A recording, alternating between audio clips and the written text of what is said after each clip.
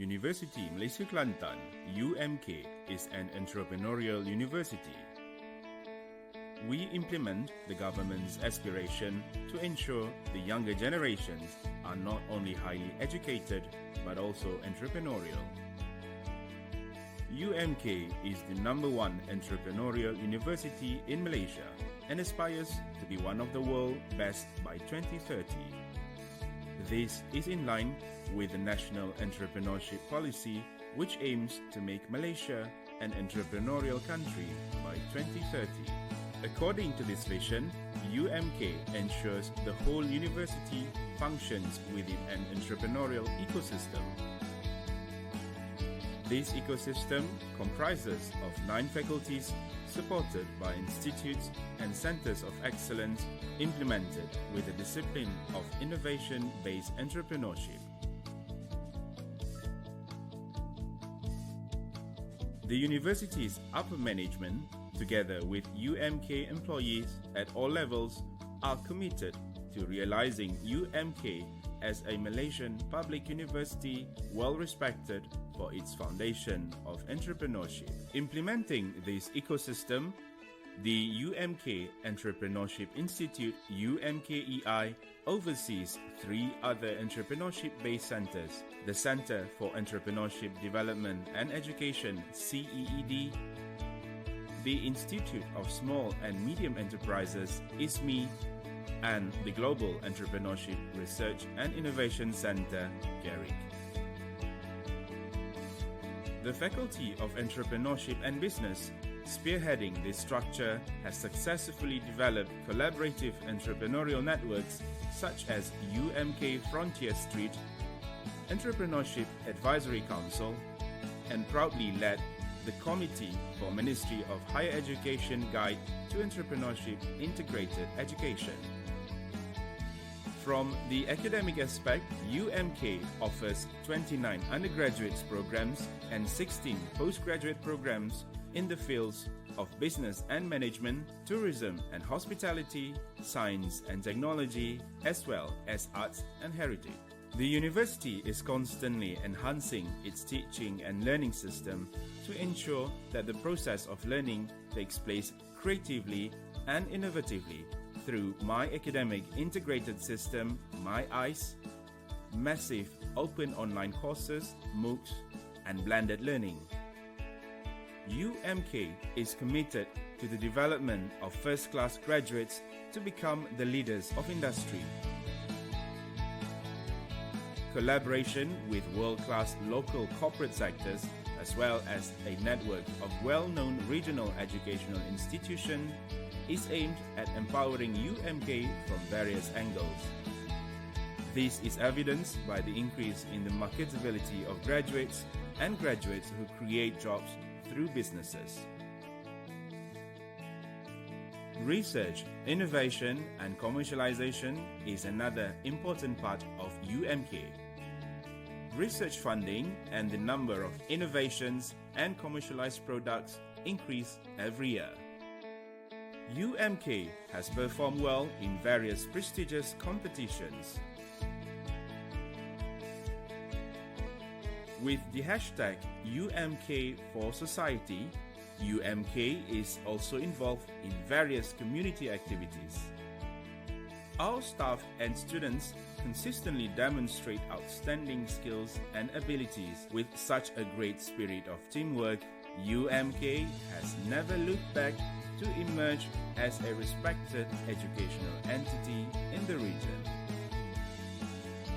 We at UMK believe that our presence will give a new look to the development of the Valley of Knowledge. Indeed, our core, entrepreneurship, will always make us, Universiti Malaysia Kelantan, relevant, unique, and different.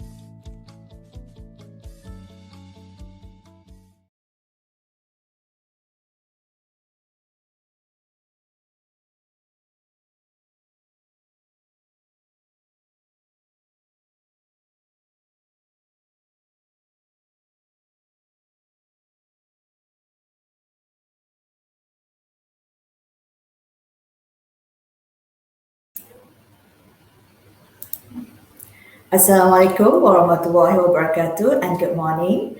The Honorable Professor Dato Dr. Azizi Ismail, Vice Chancellor, Universiti Malaysia Kelantan, the Honorable Dato Seri Engineer Dr. Zaini Ujang, Keynote Speaker of 3rd International Conference on Tropical Resources and Sustainable Science, Chemist Dr. Raihan Yusuf, Chairman of 3rd International Conference on Tropical Resources and Sustainable Science, Associate Professor Technologies Dr. Muhammad Faiz Muhammad Amin, Dean Faculty of Earth Science, Universiti Malaysia Kelantan, CTReSS 3.0 committee members, local and international presenters and participants, distinguished guests, ladies and gentlemen. Welcome to the opening ceremony of the 3rd International Conference on Tropical Resources and Sustainable Science 2021, CTReSS 3.0, with the theme Steering Sustainability from Tropical to Global Scale Through Effective Management and Conservation of Natural Resources. The main objective of CTReSS 3.0 is to provide a platform for academic researchers and stakeholders from within and outside the country to share experience and research findings in the context of sustainable natural resource management, as well as to reinforce multidisciplinary research collaborations among academia, researchers, and stakeholders toward environmental sustainability. As to begin our morning session, I would like to invite Chemist Dr. Raihan Yusuf, Chairman of 3rd International Conference on Tropical Resources and Sustainable Science, to address her welcoming greetings. Thank you very much to our lovely MC. Bismillahirrahmanirrahim. Assalamualaikum warahmatullahi wabarakatuh. The Honorable Professor Dato Dr. Noor Azizi Ismail, Vice Chancellor, Universiti Malaysia Kelantan, the Honorable Dato Seri Engineer Dr. Zaini Ujang, Secretary General, Ministry of Environment and Water, which is our keynote speaker today on 3rd International Conference on Tropical Resources and Sustainable Science, CTReSS 3.0 committee members, local and international presenters and participants, distinguished guests, ladies and gentlemen. First and foremost, on behalf of CTReSS 3.0 committee, I would like to take this opportunity to welcome and thank all of you for taking time off to attend the virtual opening ceremony of the 3rd International Conference on Tropical Resources and Sustainable Science 2021, CTReSS 3.0. As a continuation from the first conference, we had again organized CTReSS 2.0 in last year 2020, virtually due to the COVID-19 pandemic that hit the world. This year, due to tremendous requests from various parties, we are proud to organize yet another conference, CTReSS 3.0. The purpose of this conference is to provide a platform for researchers and stakeholders from within and outside of the country to collaborate in research and to share experiences and results of their research in the context of sustainable natural resource management. The theme of CTReSS 3.0 is Steering Sustainability from Tropical to Global Scale through Effective Management and Conservation of Natural Resources, which highlights these 4 topics: environment, sustainability, society, and management. It is hoped that all participants can make full use of this platform to enhance and strengthen their work, network, and research collaboration. Thank you very much.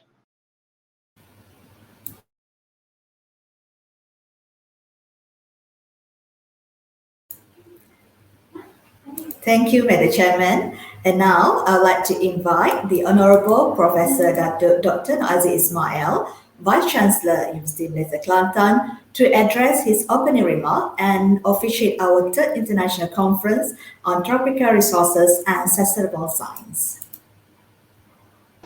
Okay, terima kasih MC. Bismillahirrahmanirrahim. Assalamualaikum warahmatullahi taala wabarakatuh, and a very good morning. The Honorable Dato Seri Insinyur Dr. Zaini Ujang, Keynote Speaker of the CTReSS 3.0, Associate Professor Dr. Muhammad Faiz Muhammad Amin, Dean Faculty of Earth Science, Universiti Malaysia Kelantan, Chemist Dr. Nik Raihan Nik Yusof, Chairman of CTReSS 3.0, all the committee members, local and international presenters and participants, distinguished guests, ladies and gentlemen. Universiti Malaysia Kelantan, or UMK, is delighted to host the virtual version of the third International Conference on Tropical Resources and Sustainable Sciences after the success of the previous conference, which was held in 2020.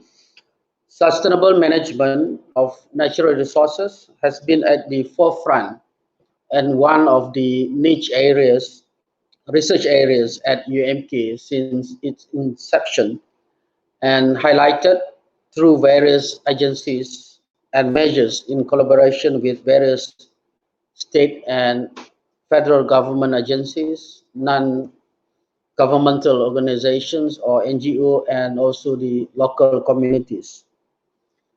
At the Faculty of Earth Sciences, UMK, the faculty actively supports the agendas in accordance with the goals of its establishment, which focuses on aspects of natural resources, existence, preservation, and sustainable utilization for universal needs.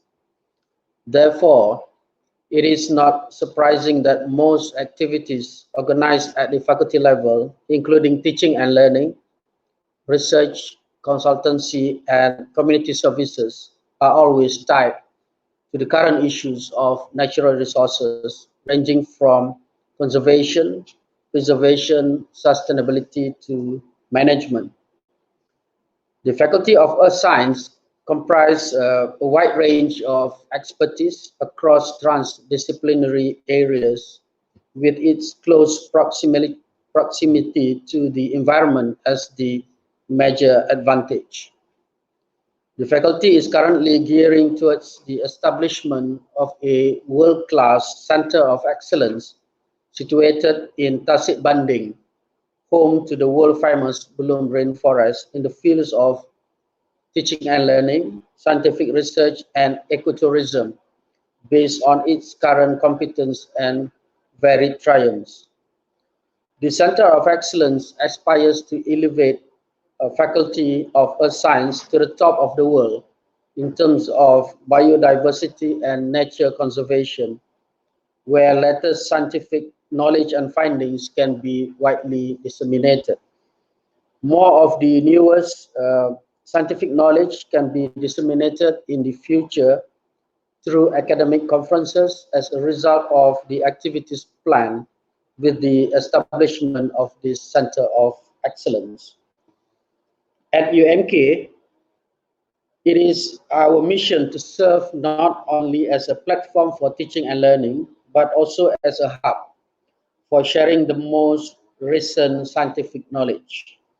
Therefore, this conference provides an excellent opportunity to reflect on various perspectives on natural resources from the environmental, social, and economic viewpoints, as well as the ever-changing global climate issues and appropriate mitigation measures. In keeping with the ever-changing global climate, this conference also considers it's important to reflect on current environmental issues and mitigation measures. I wish this conference will achieve a collective resolutions through the papers presented.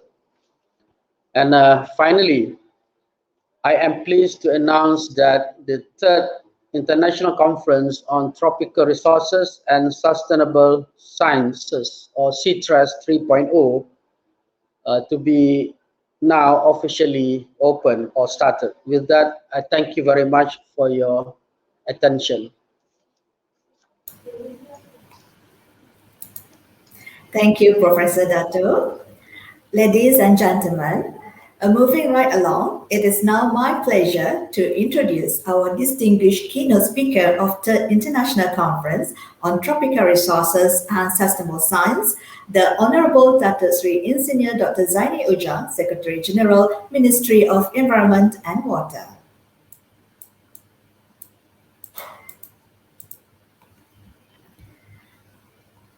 Ladies and gentlemen, Dato Sri Engineer Dr. Zaini Ujang is an administrator, professional environmental engineer, and a passionate academic.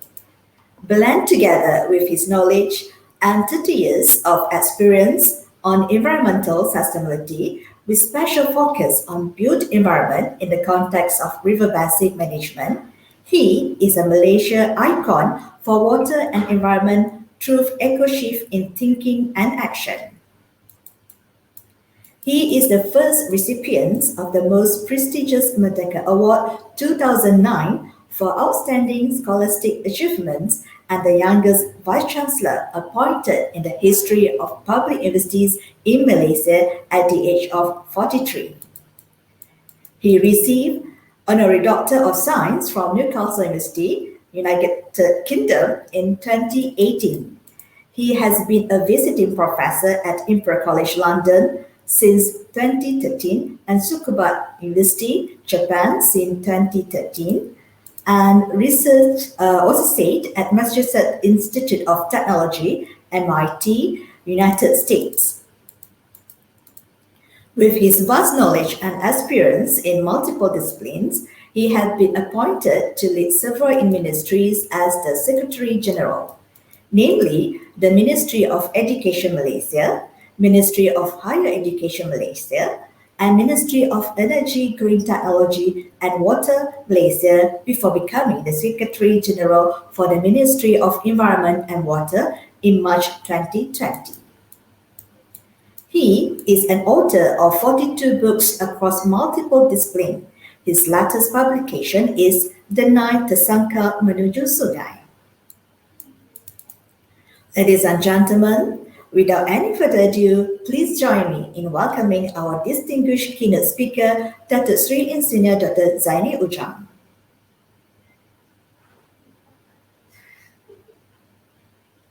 Warahmatullahi wabarakatuh. Can you hear me? Yes. Okay. Yang berbahagia Dato Profesor Noor Azizi Ismail, Vice Chancellor, Chemist Dr. Nick Raihan, Chairman of CTReSS, Dean of the Faculty of Earth Sciences, Associate Professor Dr. Muhammad Faiz, committee members, professors, ladies and gentlemen. I would like to start with sharing my slides. I hope you will be able to find the slides. Okay.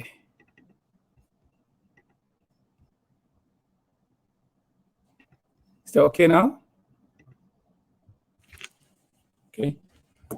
I have chosen a topic related to sustainability and what has happened between Paris Agreement to individual domains. This is something that I'm very closely associated prior to the signing of Paris Agreement in 2015. So generally, I'm going to talk about the scenarios and Paris Agreement briefly, and then trying to work out on eco-shift, the principles or the idea that we have formulated in order for Malaysia to move forward.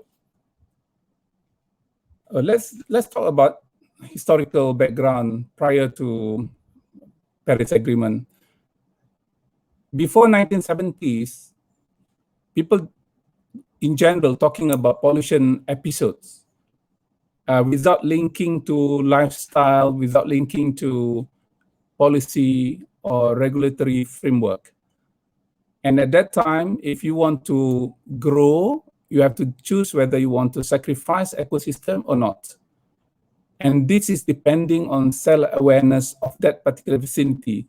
In case of countries like Norway or Sweden, they have indicated that they want to limit the development of physical development in their country. Therefore, if you travel to Norway, you will find that not many beautiful roads that we have in Malaysia.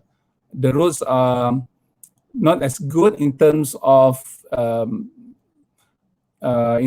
highway conditions and facilities, because they have already indicated right in the beginning that they don't want to sacrifice their natural resources. And from engineering point of view, it is called end-of-pipe engineering. It means that if you pollute environment, you have to ensure that all pollutants will be collected and in the pipe to be treated. So later, between 1970s to 1990s, a lot of environmental control put in place through regulatory framework. And infrastructure is normally based on economic growth. If, for example, we have economic zone. The idea of economic zone is to indicate that they are going to do massive thing. They have to sacrifice a lot of environmental resources in order to meet the outcomes, the goals. And in order to do that, they have regulated process. You have to be proper. You have to meet all the requirements as indicated. In Malaysia, in 1974, we started Environmental Quality Acts. Prior to that, we don't have Quality Acts. And in the United States, it started in 1971. In many places in the world, between 71 to 1980. Yeah, so to start an agency called Department of Environment or Agency on Environment. And later, we found that environmental control is very difficult because people are free to do a lot of things in their own space and within their own domains. In order to do that, in order to have a regulatory system, we have to have a lot of regulators. We found that the amount of resources put forward was not able to cope with the demands of the regulatory framework. So as a result, we changed from regulatory framework into systemic. At that time, you have ISO 14,000 and a lot of other things. From market point of view, they have trade barriers for those who are not complying with certain environmental rules. So this is happening in many countries, including in Europe, where they have, whenever they have trade negotiation, they ensure that environmental performance is one of the indicators. In order to do that, we have to have a clean technology. It's not end of pipe, but clean technology. Clean technology and end of pipe are two distinct character of technology. One is allowing you to do pollution, to create pollution. Clean technology try to minimize pollution from beginning, from its resources. But after Paris Agreement, we found that that is not sufficient because people can still cheating. And when it comes to the question of carbon emission, and we found that it is not sufficient. Yeah? So therefore, the focus now is not about environmental pollution. It's not about dedicated pollutants of interest, but in the form of carbon footprint. Wherever you are, if you are in wastewater engineering, people are talking about carbon footprint per CO2 or per carbon oxygen demand removed, something like that. Yeah, and the governance is no longer systemic but lifestyle. The infrastructure is no longer based on economic requirement but based on value, what is needed in that particular vicinity, and the framework is no longer clean technology but related to holistic. So this is the framework. How Paris Agreement has changed the dynamics of sustainability in terms of practice, in terms of policy. So today we are talking about sustainability point 4. Since I'm talking to academics, in 2010, when I was appointed as chairman of EQC in 2009, Environmental Quality Council in Malaysia, I thought that mindset change was the main issue in countries like Malaysia. And it requires a lot of policy to encourage people, to incentivize people to be more environmental friendly. But after 10 years, and especially after I became Secretary General, Ministry of Energy, Green Technology and Water, I realized that that's not the case. I realized that the key issue is cultural, and it requires public understanding and participation. It's not about having a good policy, but having clear in mind what is to be transformed in the society. Yeah. And people ask me, can you show us what are the examples? And then at that time, I managed to find time to write this book. I had a month sabbatical in Japan, in Tsukuba University.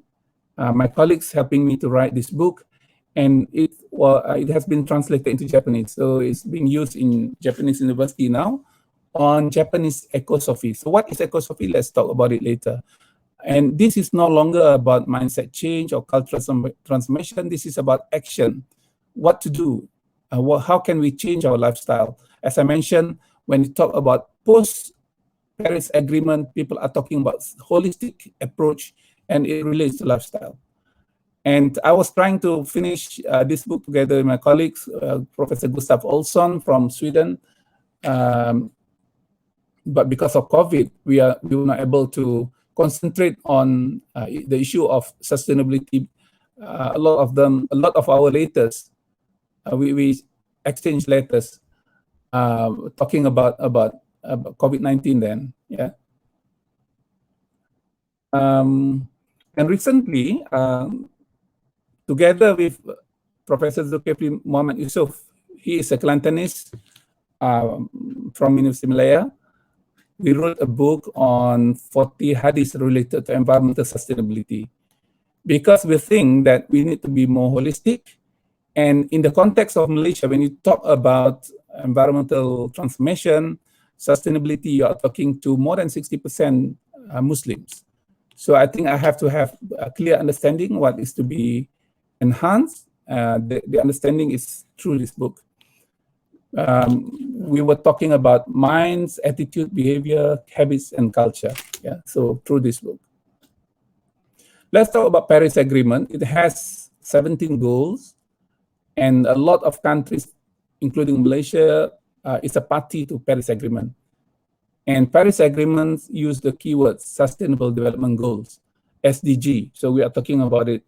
And yesterday, Prime Minister has launched a document on low carbon cities. It relates to agenda or goals number 11. Yeah, it's very important. If you read newspapers today, there's a lot of newspapers reporting on the launching of the master plans. Okay, come back to this. When we talk about Paris Agreement, initially, it was mainly to address environmental issues. But environmental issues require a lot of incentives, because people pollute environment sometimes because they are in the situation of poor states.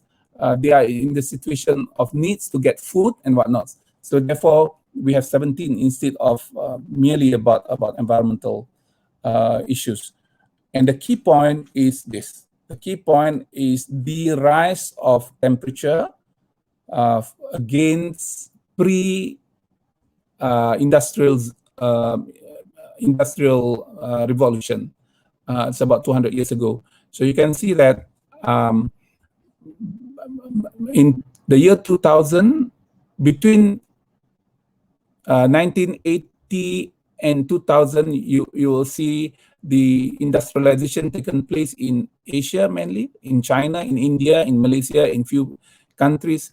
So you can see that the rise in temperature during that time. So in 2015, we have to decide whether we want to go as RCP 8.5. RCP means representative concentration pathway. 8.5 means business as usual. We don't do anything. Yeah, so the temperature can rise up to 8 degrees Celsius. If we do something, it will be 3 degrees C increase compared to pre-industrial period or pre-industrial revolution. But we are trying to keep below 2 degrees Celsius. So this is 2.6 RCP. At the moment, we are talking about 1.5, yeah, in order to ensure that we have some margins. So the negotiation on to implement Paris Agreement will be finalized on Article 6 later in November this year in Conference of Parties, COP26 in Glasgow. So we had several meetings, ministerial meetings, officials meeting. I attended the ministerial meeting 2 nights ago, and it was very encouraging to see countries are trying very hard to observe the agreement, to comply with the agreement. So this is the impact. If you are not doing anything, with 1 degree Celsius, rare species will be extinct. So countries like, or state like Kelantan, you will find it very difficult. As mentioned by Vice Chancellor just now, that Kelantan has very distinct character in terms of natural resources, tropical natural resources. With 1 degree Celsius, a lot of them will disappear. Yeah, and island nations will be underwater. Coral reef will be destroyed. If we have more than 2 degrees Celsius, up to 2 degrees Celsius, you can see a lot of water issues, and this will be very difficult for us. According to Nicholas Stern's report, he was in World Bank at that time. If we have failed, if we are not able to act now by investing 1% of our GDP, we will suffer up to 20% global GDP to be lowered. Yeah, so this is very important, and climate change is more serious compared to World War. And some people say that if you think of global nuclear war, probably global warming is worse than that. Yeah, so this is very serious matter for us to look into. So from planetary health boundary, we have outlined the importance of climate change. You can see that this is the principle of Ministry of Environment and Water. When we look into issues, we have to look into planetary health boundary. Climate change is not yet entering beyond zone of uncertainties. Within the donut, you can see that donut economy, so within the donut. So we have to do something about it.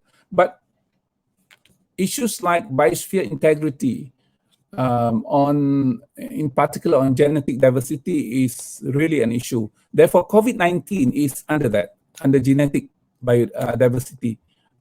You just imagine one factor is beyond zone of uncertainty at the moment. And the other one is on environmental engineering in particular, where we look into the biochemical flows in terms of phosphorus and nitrogen, mainly from agricultural practices, the leaching of fertilizer going to the river and pollute the river in form of phosphorus and nitrogen or nutrient. We have also from sewage. We have also from industrial wastewater. So you can see a lot of them are now, countries including Malaysia are within that. Often people in Klang Valley, they were notified that, okay, we have to shut down our water treatment plant for a few days because the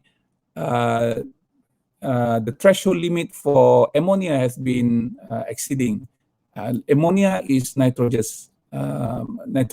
substances. Yeah, so this is an issue for us to look into very seriously. From that perspective, from planetary health boundary. So in the book that we have written, planetary health boundary is defined as mizan. We cannot exceeding the mizan. We cannot exceeding the balance. We cannot exceeding the parameters.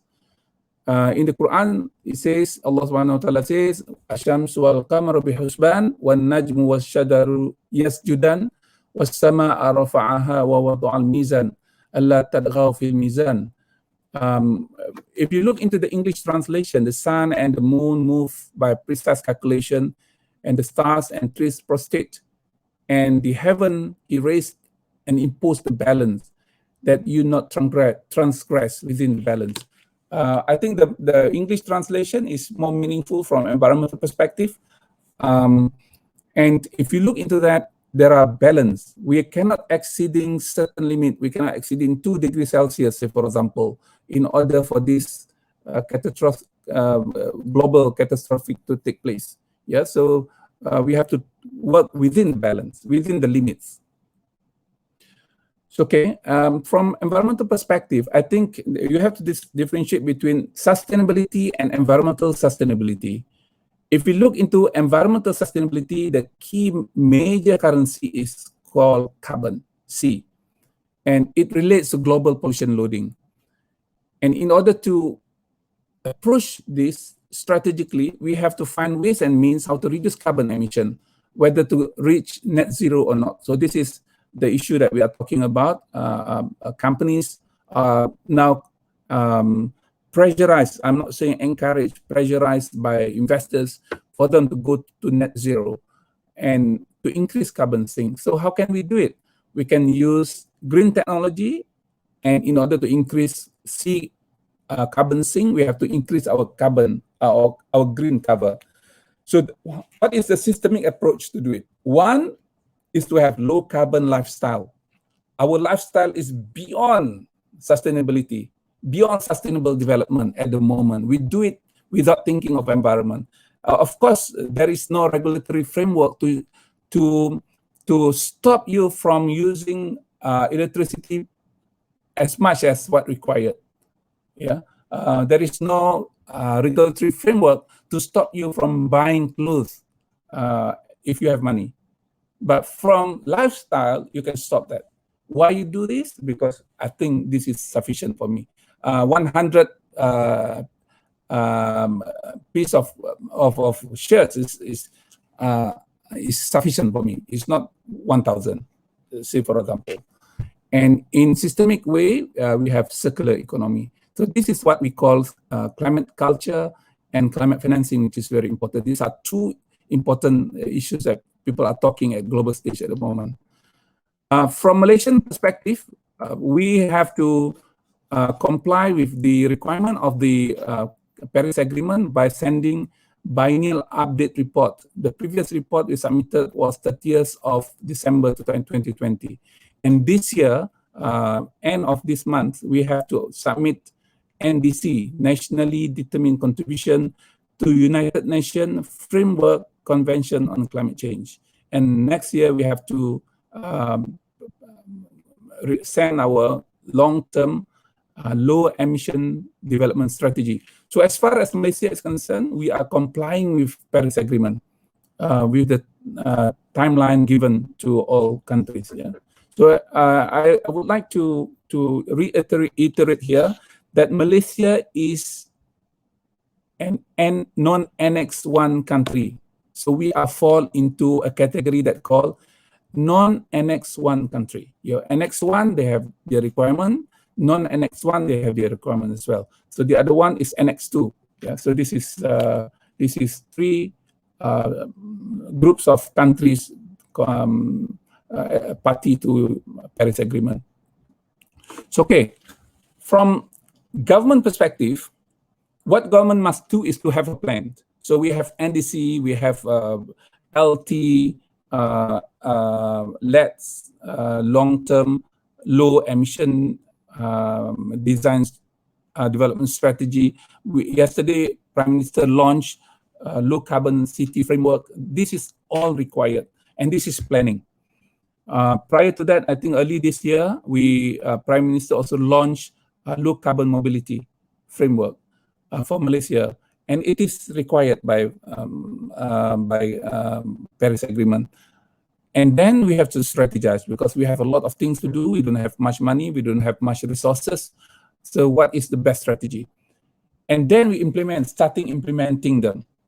Implementation requires action, and action. So this is the most difficult thing. Number one and number two can be done very easily.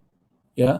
As a government servant, I think I have chaired more than 20 government major policies related to various issues. I think I would say that is not that difficult. The most difficult thing is number three. If I can give you some indication on the seriousness and the energy that required, I would say that 1 and 2, you spend only 10% of your time and your resources. But when it comes to number 3, you have to send the rest 90%, not the other way around. Yeah, because number 3, you require a lot of resources. So you need people, you need money, you need a proper system in place, you need a good governance. You want to secure at the end of the projects that you are completing the project. Say, for example, we are building the biggest wastewater treatment plant in the country, 1.6 billion in Langat. So we must deliver that, and not only deliver, we can use that, and we know how to survive after the capital expenditure completed. Yeah. So, and then the fourth, which is very difficult because this is not common in many places, except in places like Japan and countries I will say that not many countries can do that. Keep on improving, review, improve. Yeah. So this is something that we would like to do, and then at the end you get a set of outputs. On top of that, if you are not going to be able to transfer the organizational domain to personal domains, you will find people are not part of the projects. If the project is about roads, it's easy. But when the project is about environment, the project is about how to nurture your greens in cities, how to make sure that your river is clean, then you require a lot of participation from public. Yeah. So there are two things we can do to change habit and to change behavior. We can talk about it later. And this determine our culture. And what we need is irreversible culture. Therefore, we say 7 steps. Step number 7 is DNA irreversible change. Wherever you go, this is what you do. Yeah, this is happening in places, many places that I visited. And we require public participation, not only informing them, but also consulting them, involving them, collaborating with them, and empowering them. Yeah, so this is difficult. It's definitely very difficult. So I go back to these slides. And what environmental policy can do is up to that limit. Environmental policy can go up to sustainability 0.3. When you factor in the issue of Paris Agreement, you cannot rely solely on environmental policy. You must depart, and we must include what we call environmental philosophy or ecosophy. So the books on Japanese that I've mentioned earlier, it's about ecosophy. Yeah. So they don't have stringent environmental regulation as what we have in Malaysia, but they comply with that. Yeah, whatever. So what is culture and what values we have? So in order to develop culture, we require a set of values. So what are values? Values are principles or standard of behavior. What is important in life? Say, I value, say for example, clean environment. So in order to be clean, we have to have some attitude. I don't like pollution. So what is your behavior? My behavior is I don't want to pollute. I don't like others to pollute as well. Yeah. So this is what we would like to repeat. If I were to ask people which one is the easiest way for us to develop in order to change the landscape of sustainability in Malaysia, green lifestyle or green technology or both? If we have both, which one higher in terms of percentage. Say, for example, I'm talking about 70%. Where you want to put your 70%? If you have money, if you have resources, if you have time. So this is what I would say. Green lifestyle is cheap, immediate impact, sustainable, new market. It relates to value and passion, and it can change culturally.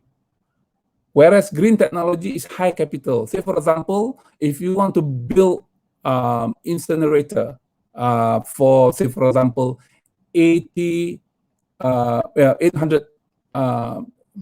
I would say, make it one million ton a day. So you might require about 1.5 billion investment. Yeah, so we can have that. And what is the long-term impact? Because we have to complete the projects. We have to complete, in order to do that, if EIA, blah, blah, blah, 5 years down the line. What is the sustainability?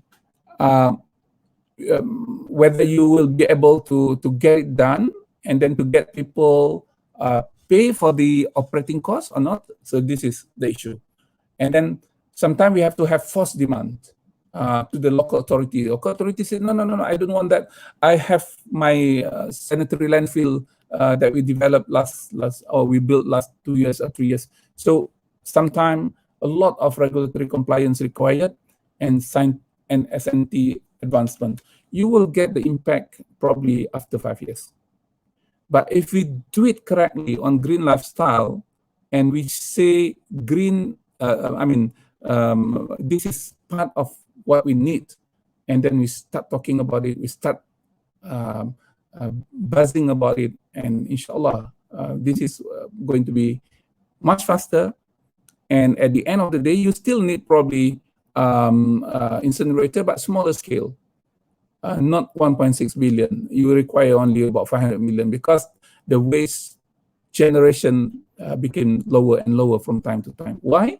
Because in compliance with the principles of 3R: reuse, recycle, and reuse, and reclaim. So if I put it this way, the principles that we mentioned earlier, environmental policy, you can only change personal domain in the context of behavior. Yeah, and behavior by definition is something that you do it consciously. Habits, you do it unconsciously. Behavior is conscious mind, and habits is unconscious mind. You do it without thinking. Yeah, and 90% of what we do in life is without thinking. You wake up this morning, you go to your bathroom without thinking. You don't have to think whether I want to switch on or switch off the lights. That is habits. You know that I have to switch on light. You don't have to decide in the morning whether you want to take shower or not, want to brush your teeth or not, because it is habits. Yeah, and we want to do that in environmental sustainability. If we put it under behavior, people will think, what benefit I get? Can government give us incentive? Is there any punitive if I'm not doing it? Am I going to jail because of that? Where is the Department of Environment's officer? They are not here, so I can do it. So that is the behavior response to any policy that we do. But if we change from behavior to habits, people do it because they want the best for themselves.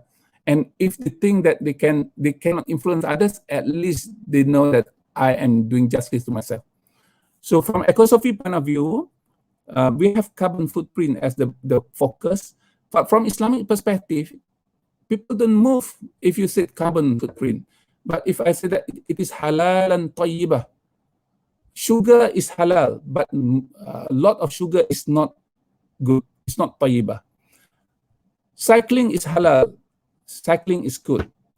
Motorcycling is halal, but if you are not careful, the emissions from a motorcycle is not tayyibah. And from carbon perspective, it is not tayyibah. Yeah, so we have to talk from that language. And we are not talking about green growth for Muslim because they cannot relate to the functions of Khalifa. But if you are in the Japanese context, in the Japanese ecosystem, ecosophy, they are talking about Kaizen. I do it because this is in principles as described in Kaizen. A lifestyle for Western ecosophy. For Muslim, it's ihsan. Lifestyle means you do it without people monitoring you voluntarily. But for Muslim, we have to encourage, if you are not polluting, if you are using less water in life, it is in accordance with the teaching of the prophets. And people said, I'm doing it in my bathroom, nobody can see me. Yes, this is ihsan. If you do it, and this is what Islam encouraged. It's not only ihsan when you feel that you want to be humble and whatnot, but also in actions in relation to environmental conservation. Values, say for example, for Muslim, if you do it, it is part of taqwa. Therefore, in the books of 40 hadith, we try to relate to all principles related to Western values on environmental sustainability in the form of taqwa. Say, for example, we clean river because rivers is one of the 7 jariyah, amal jariyah that we do after we die. It is still flowing in terms of the rewards and deeds. Yeah, so that's in the book. From Western perspective, ecosophy, they are talking about holistic. We are talking about ibadah. Everything is ibadah in life. And from Japanese perspective, it is ikigai. But if you think of environmental policy, they are performance-based. They are talking about KPIs, budget spending, rating, index. This is what we are doing every day as KSU. Yeah. If you are a professor in university, you are talking about this. What is your KPI? So I have to write 2 papers this year. What is the budget spending? I don't have research funds, so I have to find research funding. What is the rating? That blah, blah, blah. You are busy with doing that. I'm not saying that it is wrong. It is important from organizational perspective, but you don't do it for just environmental policy compliance. What is more meaningful for people is on the top, the ecological philosophy, the ecosophy. They do it, they know the value, and they do it because they love it. So in order to migrate, to comply with Paris Agreement, you cannot do environmental policy alone. You have to couple them with ecosophy. Countries are good in environmental sustainability, Sweden, Norway, Denmark, Japan. They are very strong in ecosophy. Therefore, environmental policy is just supporting the ecosophy that they have developed. And they develop from the understanding on their lifestyle, understanding on their religions, understanding on their philosophy of life. So coming back here, if you do that, we mostly infrastructure based, physical infrastructure based, mostly, yeah. And if you do ecosophy, it is about humanity, and we need the bridging. The bridging is public participation. So we have to wake public. We have to make public aware the importance of this, and they can contribute. Public will not consider contributing if just you mention that they are attending and listening and they give some suggestions or they refuse to accept. Public will be considered participating if they themselves know the story. They themselves offer. Probably what government is asking is less than what they can contribute. Yeah. So say for example, in order to reduce traffic jams, so there are many ways to do it. The expensive way is to have massive or mass public transport that costs us billions. Yeah. But if public said, okay, why don't we dedicate one little line for cycling and walking, and then we have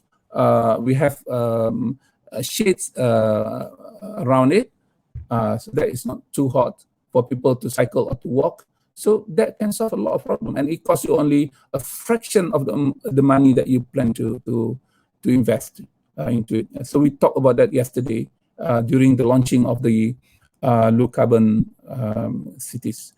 So I don't want to go detail because I want to relate to what Malaysia is doing at the moment. You can read the book. You can read most, especially in 40 Hadis Pelestarian Alam Sekitar, we talk about 7 eco habits. So it relates to, say, for example, clear vision. We active. We are not just passive and complaining. Yeah, you take part. Number 3 is green lifestyle. Number 4 is we have to have a team. We have to do it systematically. And number 5, which is very important, I think, and number 6 is diversity, peace, and tolerance. And finally is man of adab, cultured and good character, in order to have eco habits. So if I relate to that, the first one, the output will be personal growth, and then community and public participation and holistic person. From outcomes perspective, you will be able to have a green culture in our society. We can have a circular economy, and we can have a very powerful sustainability in our society. So how to do it? This is very important. I'm not going to talk about it. We don't have much time. Habit can be developed by knowing what, why, and how. Start with baby steps. Do it regularly. I would say that do it for 40 times. Say, for example, if you want to ensure that your neighborhood is clean, why don't you collect the rubbish that you've seen? Yeah. If a professor collect rubbish in front of your house or in your neighborhood with your family, people will follow that later, inshallah. Yeah. So this is what we call exemplary. In the hadith that we explain, the 4 hadiths, the first 4 hadiths that we explain is related to that, collecting rubbish, and not only rubbish but also obstacles on the street. Yeah. And now people call it blogging. Oh, sorry, plugging. So if you do it because you want to do plugging, probably you get worldly benefit. But if you say that I want to follow the hadith, and there are 4 hadiths that in the book, you get sunnah, Nabi sallallahu alaihi wasallam. Yeah. Okay, how to do it? This is very easy. This is what we keep on talking, but not many people doing. And this is what, if you do it, let's do it together and do it systematically. If UMK can lead to make Kelantan clean, to make river of Kelantan beautiful, so that is something that I would like to be a party to help. Yeah. So, and let's do it. You don't have to be too ambitious to clean the world. Just clean the state is I think is good enough for us to move forward. This is a piece of advice given to me by Sir Michael Barber. So you just Google his name. The book is called Deliverology. Yeah. So, and he gave this book to me. It's very interesting through my friend. So if you want to do something, there are 2 parameters very important. One is boldness of reform and quality of execution. Yeah, if you want to do that, you do it. If you don't do anything, it's status quo. If you try to be bold, you will invite a lot of controversy and sometimes without impact, because you don't have time. If you are vice chancellor or you are deans, your term is only 2 or 3 years. So if you start with controversy, so you finish your time with controversy and you occupy your time doing how to mitigate that. But if you do improve outcomes, slowly, one by one, step by step, improve the quality of execution, you can reach transformation. And what matters in any reform is to deliver something, deliverology. Yes, successful delivery is very important. So let's deliver.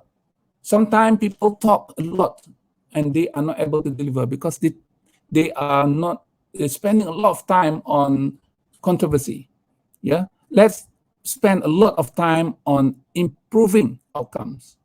Therefore, when I mentioned earlier, I clearly indicated what we need is the outcome, yeah, not the controversy. You're just doing it quietly, doing step by step, and people realize that, oh, this is the way forward. So this is something that I would like to do. Then this is what I call sustainable transformation without I there. So I'm so sorry. So the Malaysian government has already indicated that we are going to be a party to curb global warming to 1.5 degrees Celsius and we are committed to reduce our greenhouse gases emission in terms of carbon intensity by 45% of GDP by 2030. So there are 3 ways to do it. One is carbon intensity. Countries like Singapore, Malaysia, India, China are using carbon intensity, for example. Countries like Korea and Japan, they are using it by quantum. By they quantify and then they reduce according to that quantum. Countries like Indonesia, Thailand, they are using based on improvement based on BAU, business as usual. So these are 3 ways to do it. Yeah. So you have to understand whenever we talk about it, what does it mean by carbon intensity? What does it mean by quantum? What does it mean by improvement of BAU? So this is what's happening in Malaysia, Peninsular Malaysia. Say for example, we are expecting by 2030 increase by 0.9 degrees Celsius, and by 2050 by 1.6 degrees Celsius. Sabah and Sarawak almost the same. The rainfall pattern is changed, increased up to 6%. Therefore, today in this the morning of July, we had very severe. It's not severe, but very heavy rain in Bangi. Yeah, and we had rain as well yesterday. They're going to be increased by 11% in 2050. Sea level rise in Malaysia will be increased by 100 mm or 10 centimeter rise in 2030, and 210 mm rise by 2050. So, but in Sabah we have we have 620 by 2050. So this report is available in BUR, Biennial Update Reports, number 2 Malaysia. You just put BUR 2 Malaysia, so you will get this. And recently we submitted BUR 3. This is projection. Because we are a maritime country, we have to acknowledge that, and we have that situation projected. Yeah, projection is 0.71 meter at the rate of up to 10.5 mm per year. So this is a study done by NAHRIM, National Water Research Institute. Look into water stress in the world. Malaysia is not considered high risk. We are medium compared to, say, for example, our neighboring Indonesia, India, and the rest. Why? You can see that this is the driest part of Malaysia, which is in my hometown. I was born in Kuala Pilah, raised in Pengkalan Cepa. So your Pengkalan Cepa campus is very sentimental to me. It's very close to where I stayed for about 5 years during my childhood. And then we can see Muar, Kuala Terengganu, Machang. This is all high in rainfall. You just imagine by increasing that with 10% in the future, so it will be more flooding is expected in places like Kelantan if we are not doing anything. Unless we understand what others are doing. Say for example, in Netherlands, in Korea, in Japan, their rainfall is half compared to Malaysia. Yeah. If you look into Mecca, Medina, and Dubai, they are 70. Therefore, they have to rely on sea desalination as well as water reclamation. So this is a statement that we have. So I hope that we can understand this statement very carefully. Development of sustainable pathways, conservation of environmental and natural resources, coordinated policy implementation, effective participation of stakeholders, common but differentiated responsibilities. This is very important. We have common future but differentiated responsibilities. Countries that are more powerful financially and technically, they have bigger responsibility. But as individual, those who are considered educated, those who are considered learned, we have bigger responsibilities. So this is something that we have to understand. So this is BUR3 that we submitted last year to United Nations Framework Convention on Climate Change. You can see that the red line is very important. Yeah, the red line is the net carbon that we had. We had zero or net zero, but in 2004. The orange color is for energy. Energy consists of many sectors. One of them is electricity generation, which is about 27%. Transportation, it is about 20%. And the rest is from industry, say, for example, oil and gas industry, because industry is also producing their own energy. And then we have IPPU, it is industrial processes. And then we have also waste sector. And then we have LULUF. LULUF is land use and land use change and forestry. So there are two land LULUF. LULUF emission is when you cut trees in order to allow, say, for example, construction to take place, highways, railroads and whatnot. So you have LULUF emissions. But if you keep the forest, you build more urban forests, it is LULUF removal. So LULUF CF removal means that offsetting value. So when we had net zero in 2004, it means that the emission equals to offsetting.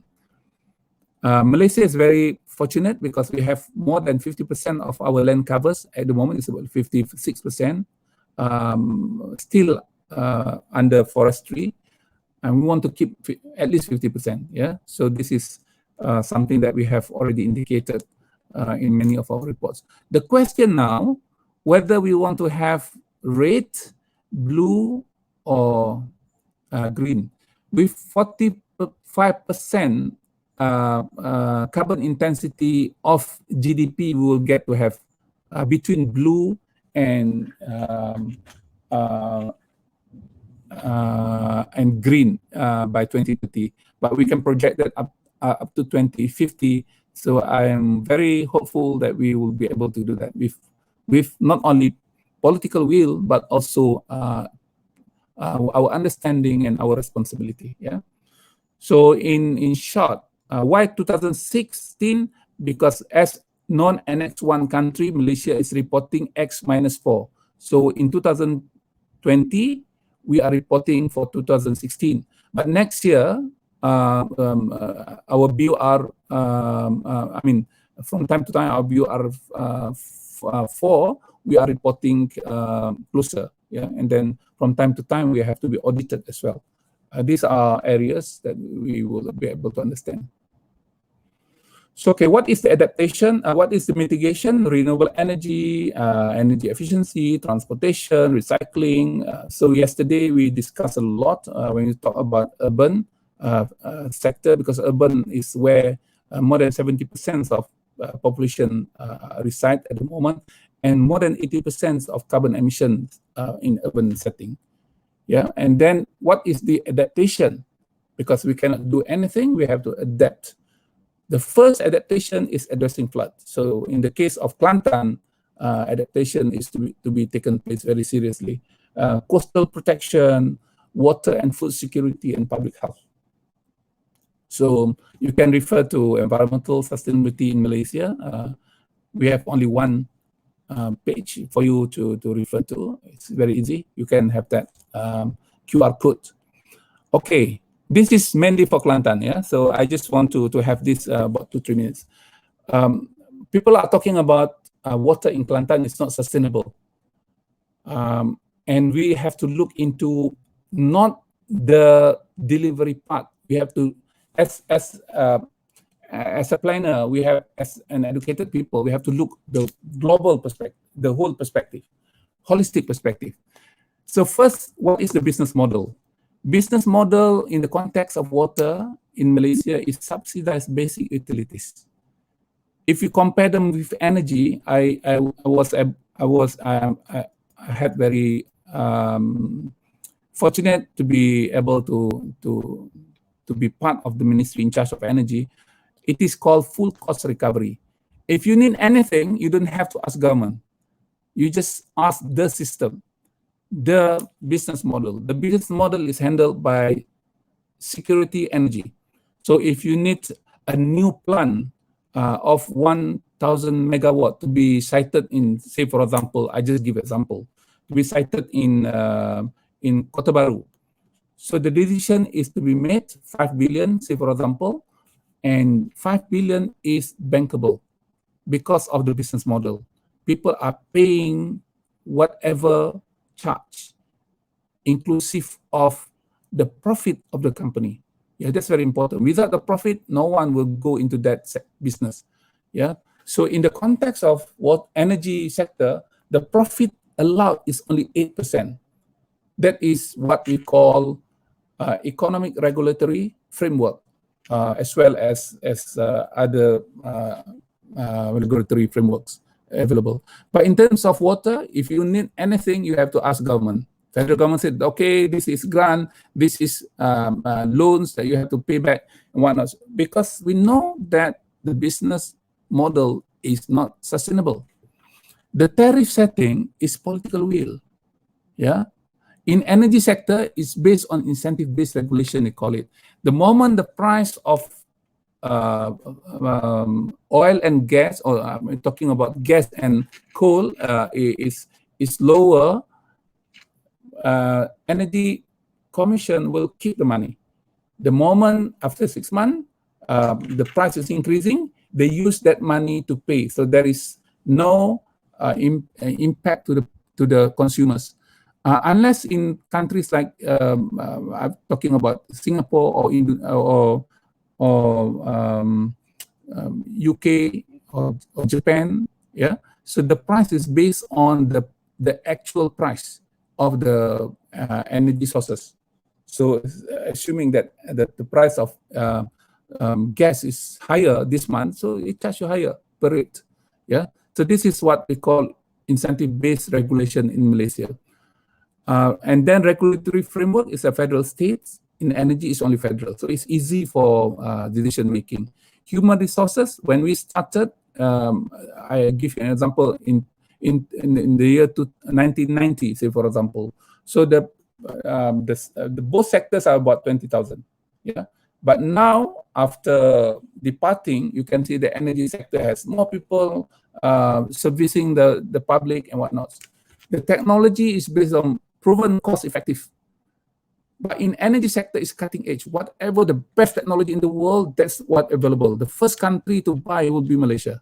Yeah, I can tell you the most advanced turbine for energy generation is all in Malaysia. Yeah, built by Siemens, built by ISI, and many providers. Capex, capital expenditure, is through Perbadanan Aset Air Berhad, owned by 100% by MOF, and is subsidy. Whereas in energy sector is financial market. If a company get a project of 10 or 1 megawatt power plant, they have difficulties to choose which bank to get the loan from. Whereas if you get a project, water-related projects, and then you are struggling, who are going to give you money? Because no one will give you money. So therefore, we have PAP. PAP is a bank for water operators. Yeah. Industry science is 20 billion, but energy is 100 billion. Greenhouse emission is 3%, and the other one is 26%. So I just give you, I want to stop here because time does not permit for me to go further. The same thing happened to solid waste. So whenever sustainability is not in practice from financial point of view, you have problem.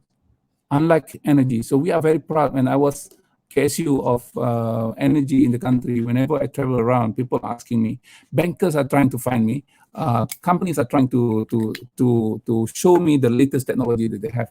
Yeah, because they know that Malaysia will be, Malaysian companies will be able to buy them through full cost recovery, incentive-based regulation.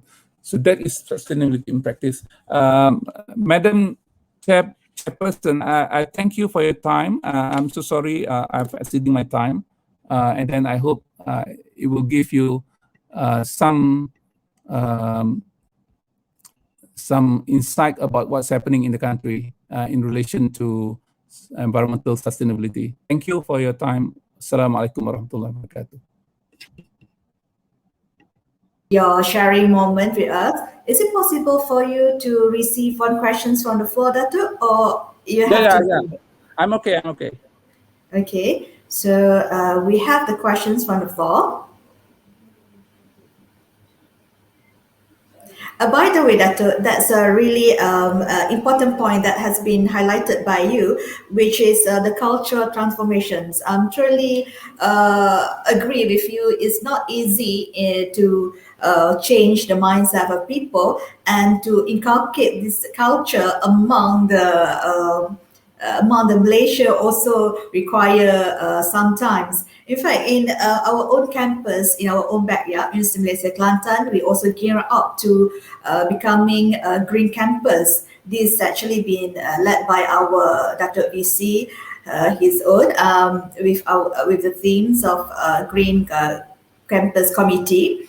And as you said just now, that it has to start with a baby step. Yes, we truly agree with that.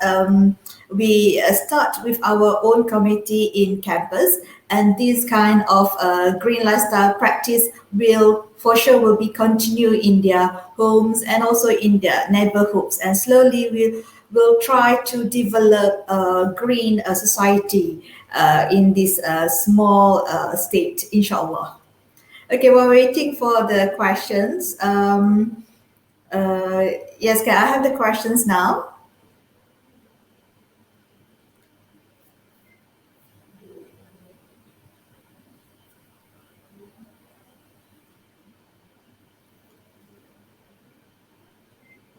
Okay, the first question is that, what is the initiative given to the industrial sector in order to reduce the carbon emission reduction in Malaysia?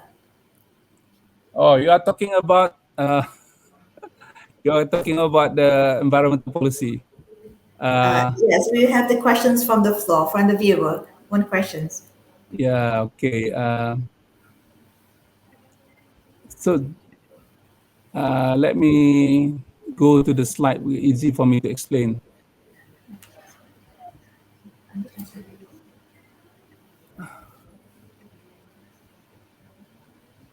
Can we get a slide? See the slide? Not yet, Dato. I've already shared the slide. Is that okay now? Yes, we can see it clear. Okay. In order to implement a lot of the question is very general, and so you can, if you are investing, you get green technology incentive, tax rebate, and if you we have also green technology financing scheme that's ended early last year, so it's not continued. That's about 2 billion a year, not 2 billion. That is incentive for those who are getting loans from financial institution. Government is paying you 2%. Yeah, if you get 7%, government is paying you 2% for a period of time. So if I'm not mistaken, 10 years. I forgot the details. But indirectly, government is not giving that. Government is not giving monetary incentive in the form of direct grants. Most of them are matching grants. Yeah. So this is something that we would like to enhance. Why matching grants? Because we don't want people to get the grants because they want the grants. We want them to contribute as well. And this is for the betterment. If you are not able to be green and seen green, your market will be limited to Malaysia. If you want to go beyond Malaysia, you have to comply with a lot of things. Recently, Bursa Malaysia has already embarking on ESG, environment, social, and governance principle. So all boards, or corporate boards, they are responsible to ensure all corporate initiatives must consider this. And on environment, a coalition of investors, the biggest investors in the world, including Bill Gates and the rest of the rest, not only in Malaysia, but not only in the United States, but also in Europe, in Malaysia as well. They have already indicated if you are not having climate policy, if you are not you have no commitment on environmental sustainability, they are not going to invest in this. So I can give you example of a few companies in Malaysia where we found that more than 20 billion is already gone from Malaysian Bursa Malaysia because of non-committal in terms of corporate planning on carbon policy. So as far as the government is concerned, we make very, very clear. We want to drive low carbon initiatives, not only in cities, but also in probably the question is related to this. Yeah. So I just give you an example of what we have done yesterday. I don't have time yesterday to mention to you. These are, can you see this? Cities is where almost all major industries are located. So what we are trying to do is try to have zero waste to landfill. Zero waste to landfill means that if we have our solid waste or industrial waste, we recycle them, we reuse them, reclaim them, whatever. And then extensive urban greenery, energy efficiency and renewable energy, and low carbon mobility options. So with this, we will be able to at least reduce 45% of our carbon emission in the country. Yeah.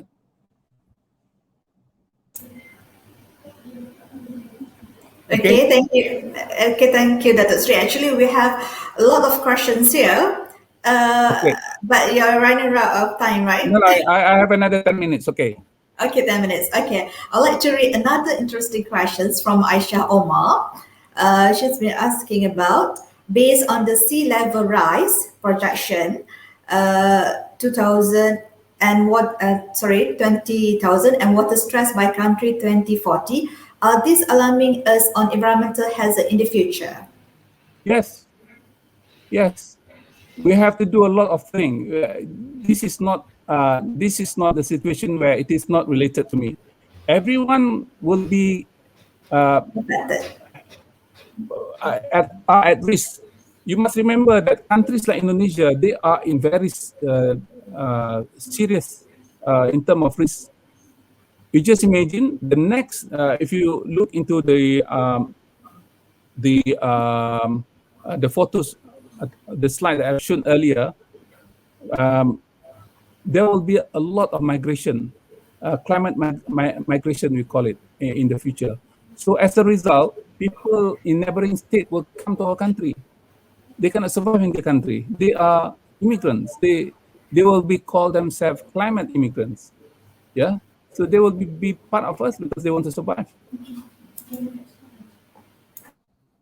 So we have to do a lot of things, not only to our country, but also we have to sacrifice. So to do things, there are many ways to do it. One is be creative in responding. Second, whenever it requires your commitment, please do it. Say, for example, sometimes we need to increase the tariff by 10%. So do it because it is part of the sustainability effort. Some people are arguing and this and one. At the end of the day, our say for example, our water industry is not sustainable. They require government support all the time, and government cannot say yes all the time to the request of funding. Yeah, and then you need that money very urgently. Okay. All right. Okay, that's it. Okay, I think it's already 10 minutes now. So. Okay. Thank you for your time. Yeah. So thank you for listening, and then See you again later. Thank you for your concise explanation, Dato Sri. Okay, and ladies and gentlemen, now we are now approached to the end of our opening ceremony, and we are greatly joined by participants from Malaysia and other countries such Indonesia, Vietnam, and Morocco. They are representing the government agency, higher learning institutions, various industry and local communities. On the behalf of the organizing committee, we'd like to extend our sincere gratitude to our keynote speakers, invited speakers, distinguished guests, partners, sponsors, moderators, and Universiti Malaysia Kelantan for realizing our third international conference. To furthermore moderate the 3 parallel sessions, I'd like to invite all the presenters to join the respective session by 10:30 a.m. through our CTReSS website. Till then, kindly enjoy your sharing sessions throughout this conference. Till we'll meet again, and have a pleasant day. Stay safe. Thank you. Assalamualaikum warahmatullahi wabarakatuh.